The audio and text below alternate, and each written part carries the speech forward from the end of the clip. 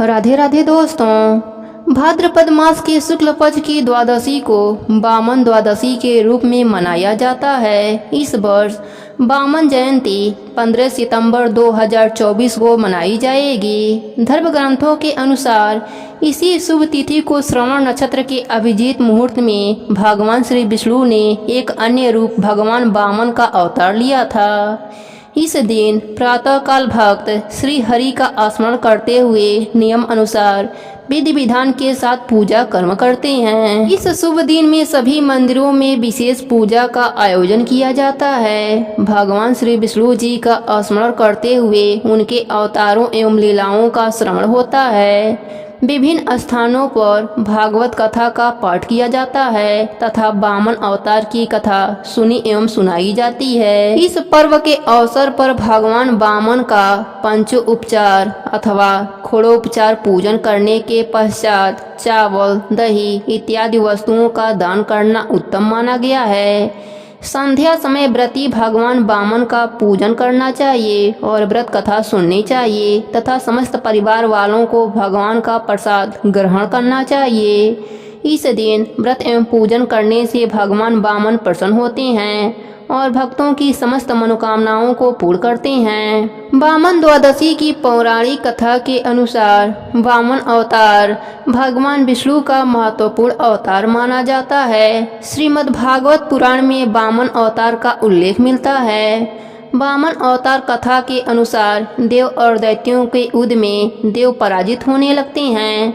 असुर सेना अमरावती पर आक्रमण करने लगती है। तब इंद्र भगवान विष्णु के शरण में जाते हैं। भगवान विष्णु उनकी सहायता करने का आश्वासन देते हैं और भगवान विष्णु वामन रूप में माता अदिति के गर्भ से उत्पन्न होने का वचन देते हैं। दैत्यराज बलि द्वारा देवों के पराभव के बाद कश्यप जी के कहने से माता अदिति वयोव्रत का अनुष्ठान करती हैं जो पुत्र प्राप्ति के लिए किया जाता है। तब भाद्रपद माह की शुक्ल पक्ष की द्वादशी के दिन अदिति के गर्भ से प्रकट हो अवतार लेते हैं तथा ब्राह्मण ब्रह्मचारी का रूप धारण करते हैं। महर्षि कश्यप ऋषियों के साथ उनका उपनयन संस्कार करते हैं। वामन कटुक को महर्षि पुलह ने यज्ञोपवीत, अगस्त ने मृगचर्म, मरीचि ने पलाश दंड, अंगिरस ने वस्त्र, सूर्य ने छत्र, भृंगु ने खड़ाऊं, गुरुदेव जनेऊ तथा कमंडल, अदिति ने कोपीन, सरस्वती ने रुद्राक्षमाला तथा कुबेर ने भिक्षा पात्र प्रदान किया था। तत्पश्चात भगवान वामन पिता से आज्ञा लेकर बलि के पास जाते हैं। राजा बलि नर्मदा के उत्तर तट पर अंतिम अश्वमेघ यज्ञ कर रहे होते हैं। वामन अवतार ले ब्राह्मण भेष धरकर राजा बलि के यहाँ भिक्षा मांगने पहुँचते हैं। वामन रूप में श्री विष्णु ने भिक्षा में 3 पग भूमि मांगते हैं। राजा बलि अपने वचन पर अड़िग रहते हुए श्री विष्णु जी को 3 पग भूमि दान में दे देते हैं।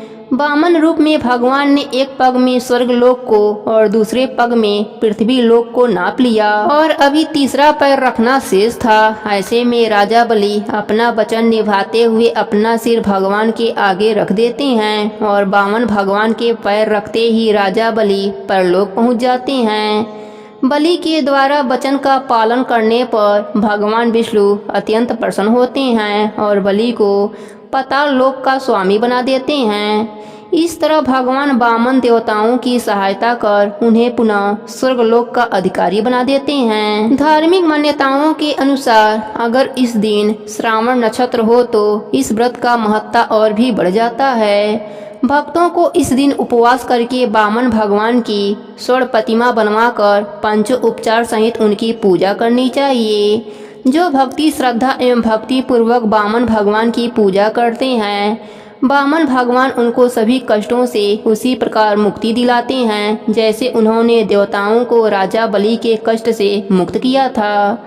विधि विधान पूर्वक व्रत करने से सुख, आनंद, मनोवांछित फलों की प्राप्ति होती है। इस वर्ष वामन जयंती 15 सितंबर 2024 को मनाई जाएगी।